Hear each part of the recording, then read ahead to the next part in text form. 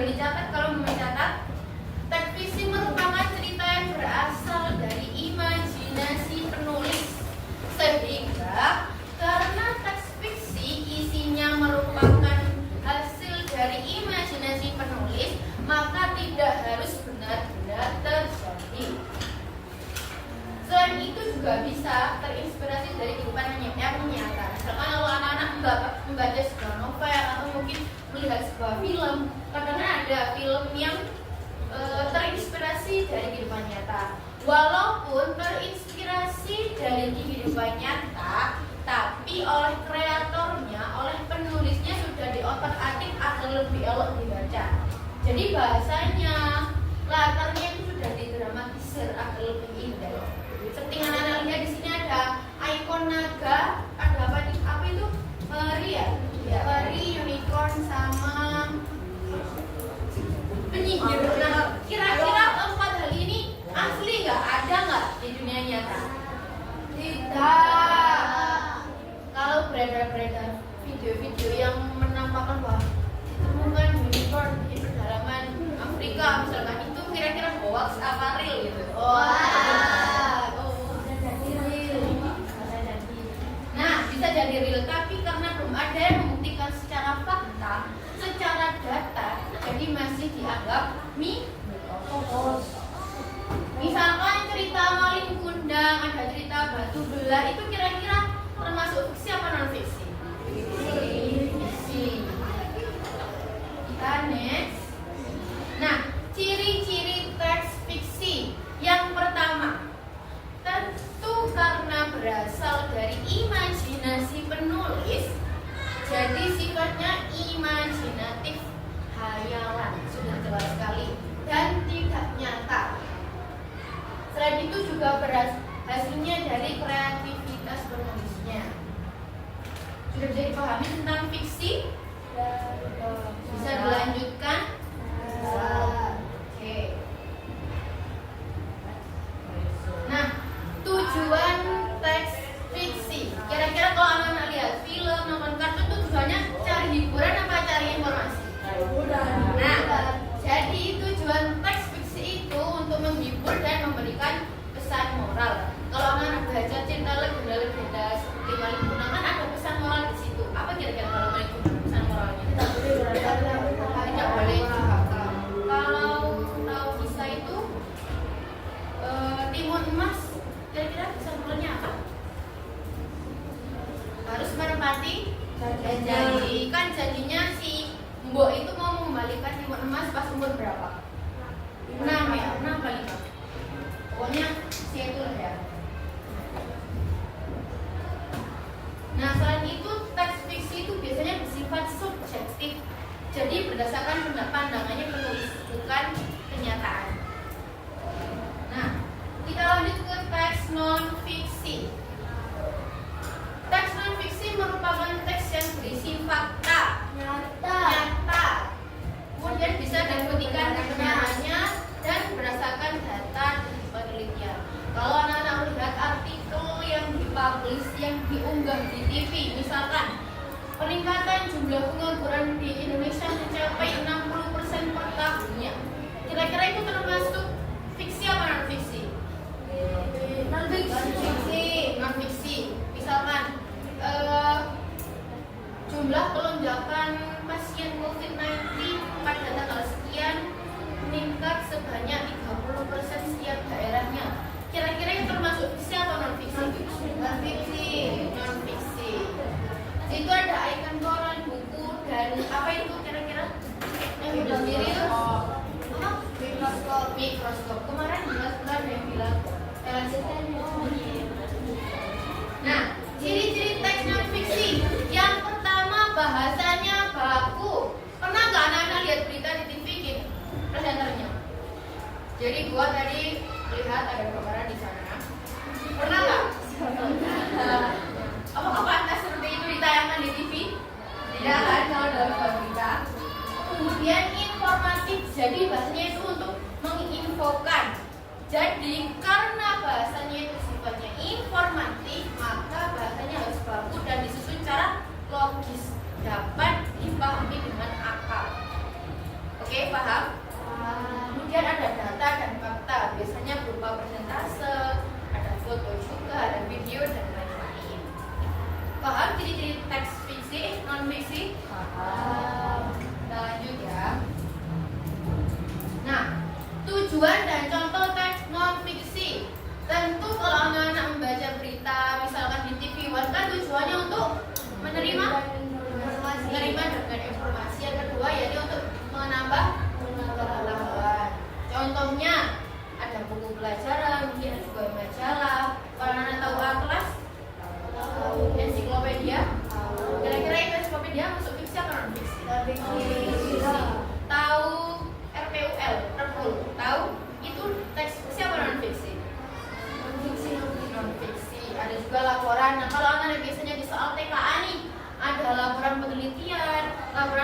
observasi, kira-kira masuk ke mana? Non-fiksi.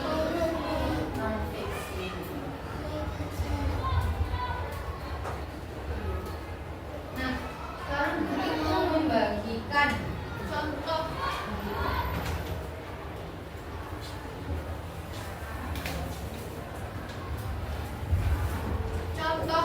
Ada dua teks yang bisa anak-anak identifikasi kira-kira termasuk teks fiksi atau non fiksi. Boleh dibantu satu ya. Sebenarnya dari judulnya aja udah kelihatan. Kira-kira teks yang pertama yang warna pink itu masuk mana? Fiksi. Judulnya apa, coba dibaca Ali yang keras. Kelihatan nggak? Zoom ya. Oke.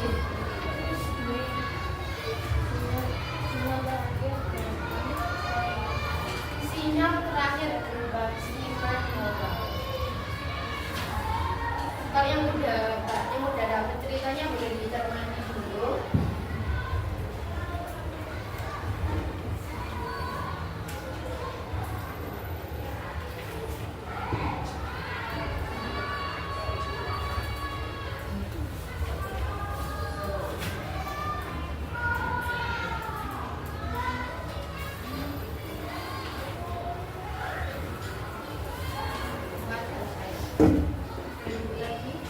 Nah, siapa yang mau mewakilkan temannya untuk mencermati kira-kira kutipan mana sih yang menunjukkan bahwa teks tersebut itu termasuk bagian dari teks fiksi?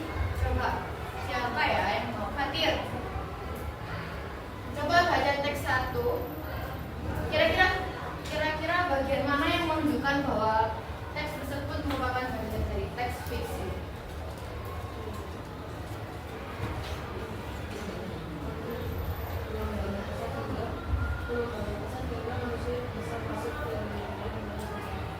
Oke, berkembang pesat sehingga manusia bisa masuk ke dunia maya bernama supernova. Kira-kira itu termasuk siapa non fiksi? Kira-kira mungkin nggak manusia masuk ke lautan data dengan gerbangnya yang namanya supernova? Kira-kira mungkin nggak di masa sekarang? Tidak. Kemudian kita lanjut ke teks yang kedua, yakni teks non fiksi. Coba Rispa berikan kutipan kalimat yang menunjukkan bahwa teks tersebut merupakan teks non fiksi.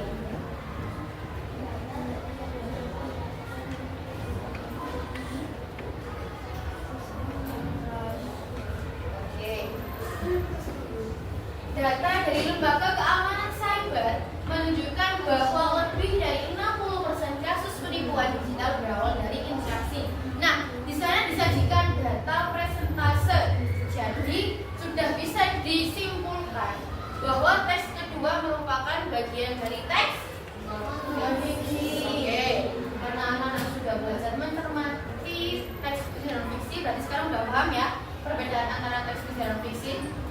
Paham? Oke, kita lanjut. Nah, kesimpulannya perbedaan teks fiksi dan non fiksi yakni dari segi sifatnya. Kalau fiksi sifatnya imajinasi, kalau non fiksi berasal dari fakta. Kemudian fiksi tidak harus nyata, sedangkan non fiksi nyata. Fiksi tujuannya untuk menghibur, sedangkan non fiksi sudah paham ya? Nanti kalau main game aja. Nah ini cerita main kundang termasuk fiksi.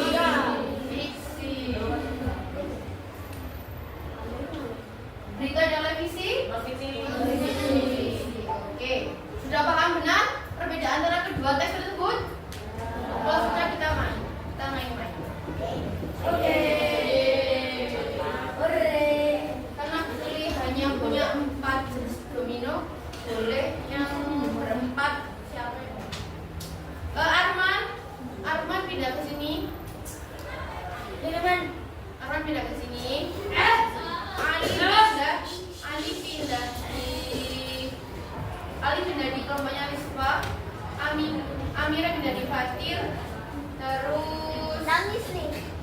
Siapa yang pindah ke sini? Ayo cepat. Amira. Berapa ingat berapa 5, 6, 7? Ya. 1, 2, 3.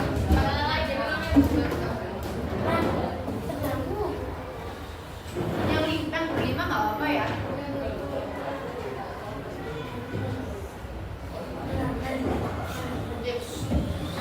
Nah, jadi Bu Pri punya 4 kartu domino. Anak-anak harus mengurutkannya dan tim yang paling cepat dia yang menang. Oke? Oh, ini belum diatur. Iya, soal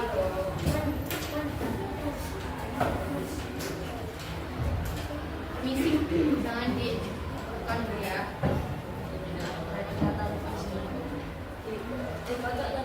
Iya, foto ya.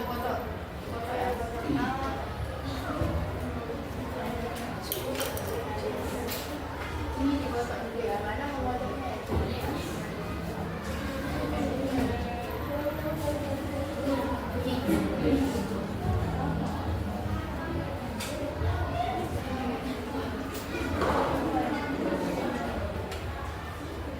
Sudah? Bisa dimulai? Silakan ingat-ingat tadi apa yang dijelaskan begini. Jadi domino itu isinya perbedaan teks dan fiksi. Oke, bisa dimulai. 1, 2, 3. Jalan.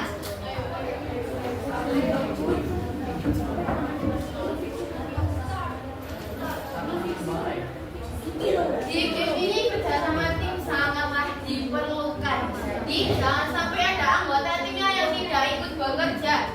Harus bekerja semuanya.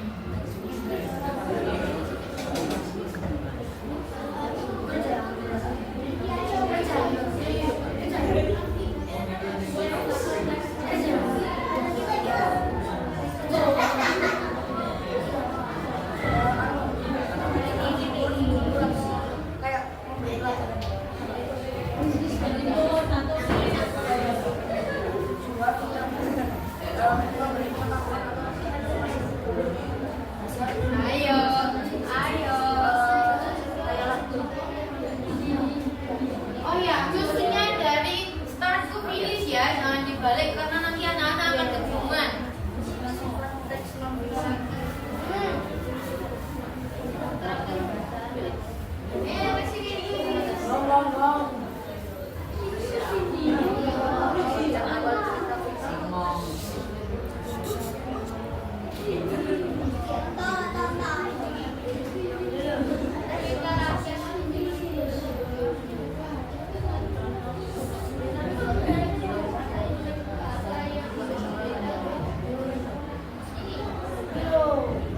Diperhatikan clue-nya.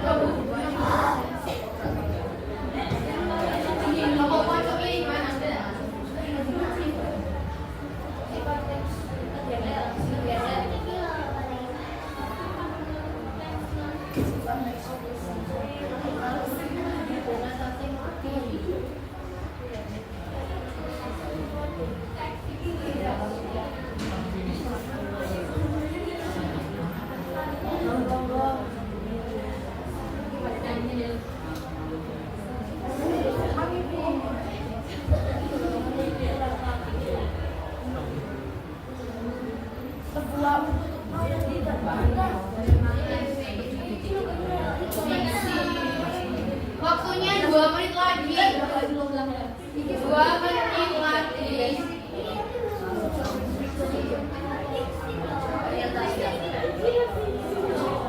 Waktunya 2 menit lagi.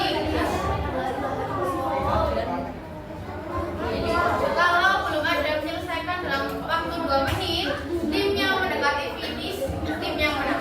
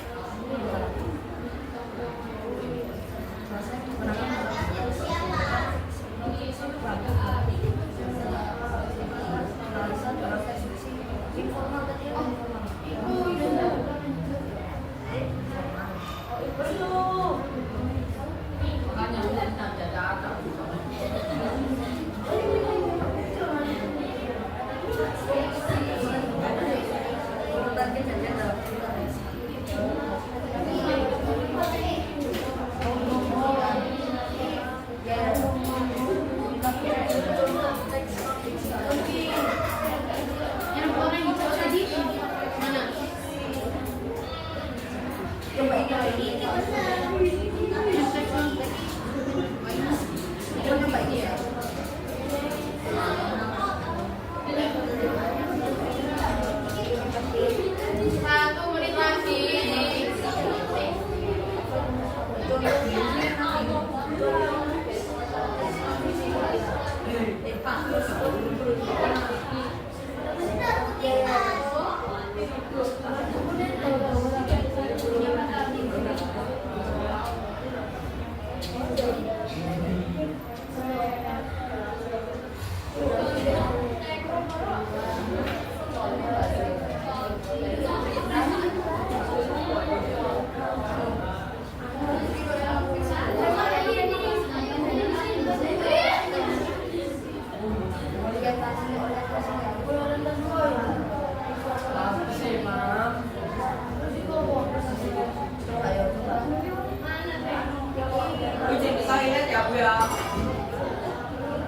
Nanti ya.